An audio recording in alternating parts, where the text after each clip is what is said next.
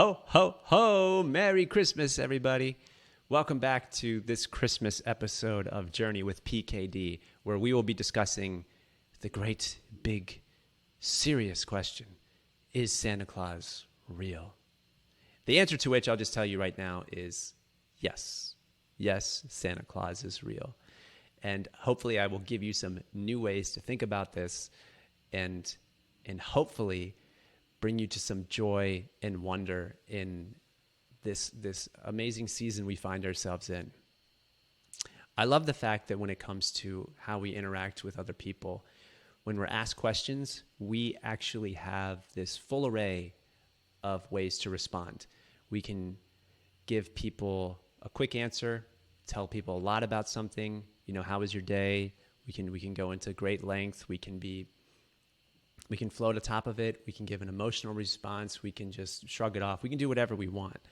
And I think when it comes to something like, is Santa Claus real? We get to choose how we respond to that question.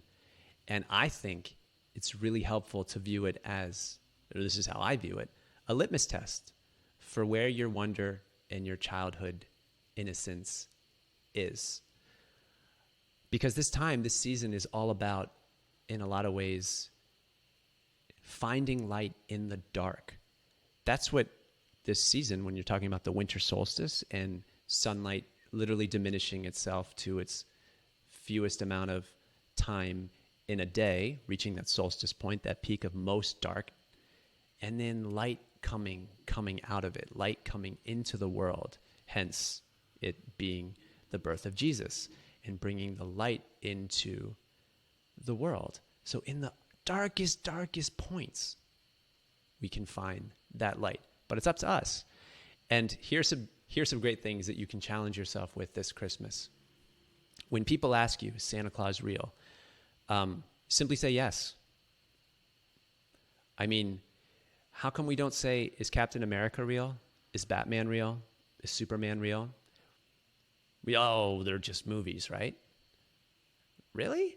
Because decades of comic books, posters on kids' walls, talking about these characters for years and years and years, making the stories if you work on them.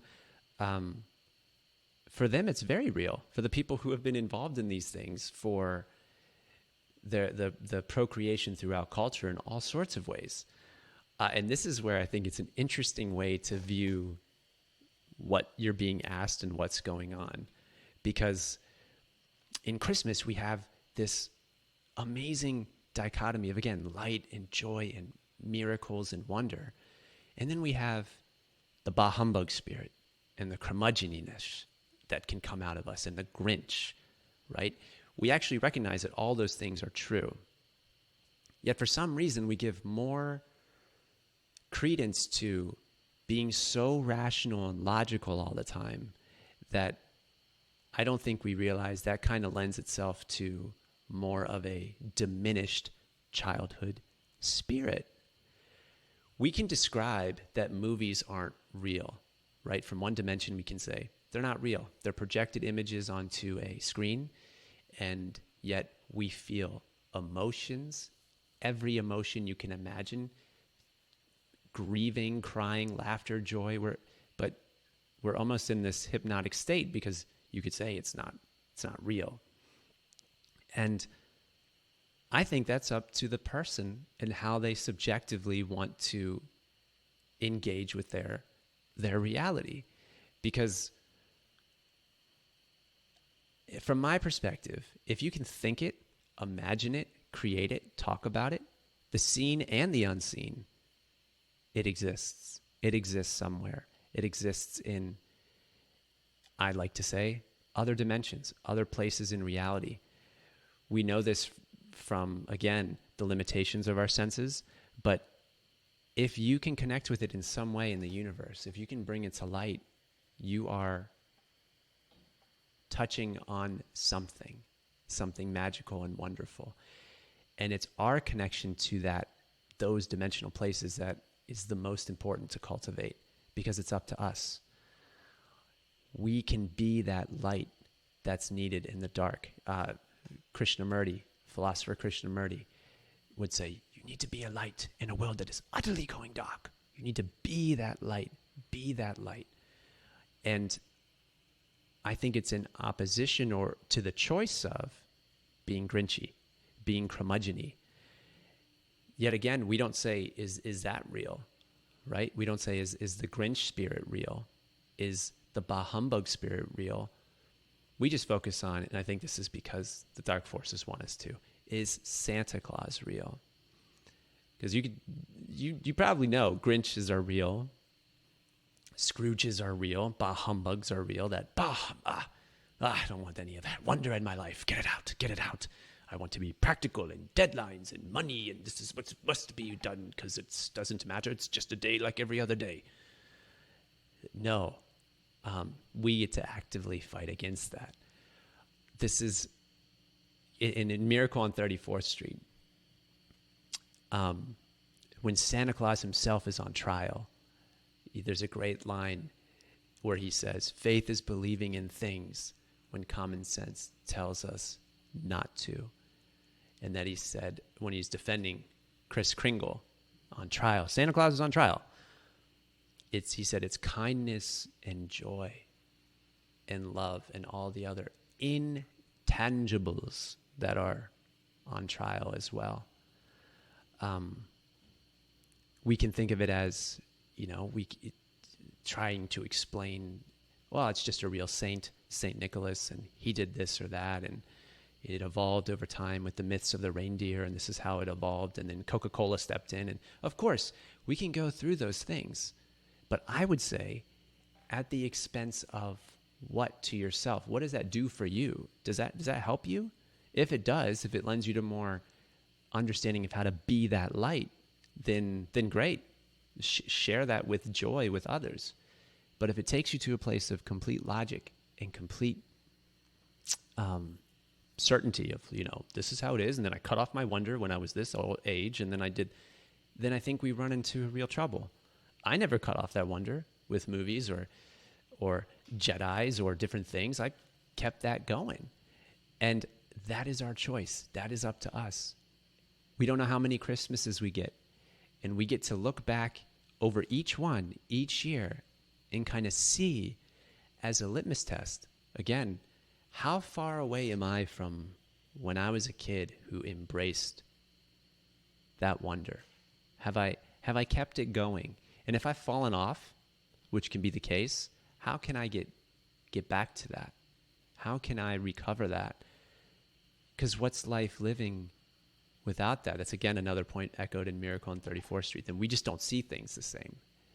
And that's our choice. That is a choice we get to make. We get to make them all the time. And Christmas is a special time. I don't believe in every day should be Christmas because that takes away the meaning and beauty of Christmas. We should have a time set aside where in the darkest points, literally, with our sun going down as we go around the sun, and the way our earth is tilted, that we experience the diminishing of the light. That's something amazing is about to happen. That is a dimension. That is a reality we should be utterly connected with. We should share with others as much as possible. We should remind others as much as possible. And here's the best part. It's not at the expense of being logical or rational. You could be all those things. Just not too much of them all the time or only. We have to keep that going, I think. We have to be a light in a world that is utterly going dark. Utterly. And just as much as we hold movie characters and heroes and stories of people we may not have met in this dimension and this and that, and we get to keep them alive within us, and we get to draw from them. They're there for us. They're there for us. Another example is you could say prayer. How does Santa Claus deliver all his gifts at night to everybody, to millions around the world? I don't know. How does God answer everybody's prayers? Gifts are showing up. There's a spirit behind that. And if there's a spirit behind it, then there's a place it's coming from. There's a spirit to where all the Christmas carols are coming from. There's a spirit to where all people who are just deciding to get on board with this thing we call Christmas, which again has a religious connection and has been shared across cultures for thousands of years, But for everybody to be on board with that, that doesn't have to be the case, yet it is. And I think we can keep it alive, not at the expense of anything. In fact, we should recognize the bah humbugs and the Grinches that try to sneak up into our lives more often than not and try to have a say.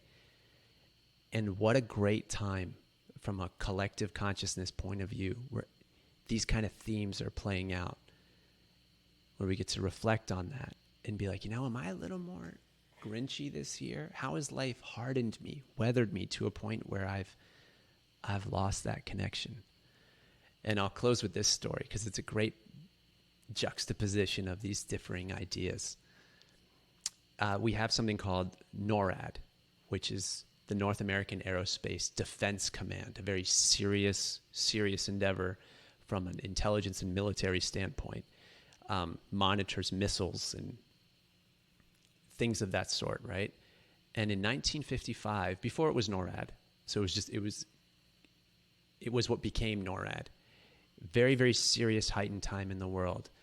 There was a misprint in a newspaper, a department newspaper, that led to a kid calling in Colonel Harry Shoup of this very, very special hotline number that was only meant for serious, of the utmost serious nature of missiles being launched from Soviet Union at the time. And here's the most serious-minded person working on Christmas Eve, this colonel in this army, whose job, he's away from his family, he's sitting there monitoring, if only this phone rings, boy, are we in trouble. I hope this phone never rings. And it rings. And it's a little child who wants to ask Santa, tell Santa what he requests for Christmas. And in that moment, he could have just hung up and been like, what are you doing, kid? And just gone off in a total Scrooge way, if you will, and would have been completely justified. An absolute serious moment, misprint in a newspaper for a missile command center of importance. And it's a kid calling to talk about Santa Claus. Talk to Santa Claus. And he read it in a newspaper. This is Christmas Eve. For all these things to kind of line up is incredible. And this person, Colonel Harry Shoup, who we owe a lot to, decided to roll with it, roll with that inner child, and take down what he asked for, and told other people, because calls started coming in. It was the same misprint in the newspaper. Say, let's go with it. He's still monitoring his job, the most seriousness that you must have, because life should be very, very serious. And he's monitoring it with that part of himself, and then he's being playful. He's bringing light into the world. And as the story goes, it became a tradition. So when NORAD was officially formed, I think in 1958, it continued on to this day where we have the NORAD Santa Tracker. Over 130,000 kids call per day. I mean, per the season. Around that time, too, millions are tracking Santa, calling in. And our serious branch of our military is answering these questions and taking requests from kids. And I think there's a spirit behind that. I think if you can think it, believe it, imagine it, it's coming from someplace. It's there, seen or unseen. And I think we get to answer the question however we wish. You don't have to say, well, I stopped believing in it. That's up to you. But my opinion, say yes. Is Santa Claus real? Yes, for every reason, for reasons you can understand, for reasons you can't. But mostly for yourself to see where you're at in your life in this season versus say a year ago, and see where you are and how much more you can maybe be expanded. So with all that being said, have yourself a merry little Christmas. Let your heart be light. Be light. Be light, my friends. Be light. Take care. Godspeed. Hopefully you're enjoying your journey in this Christmas time, in this great time of year. Peace.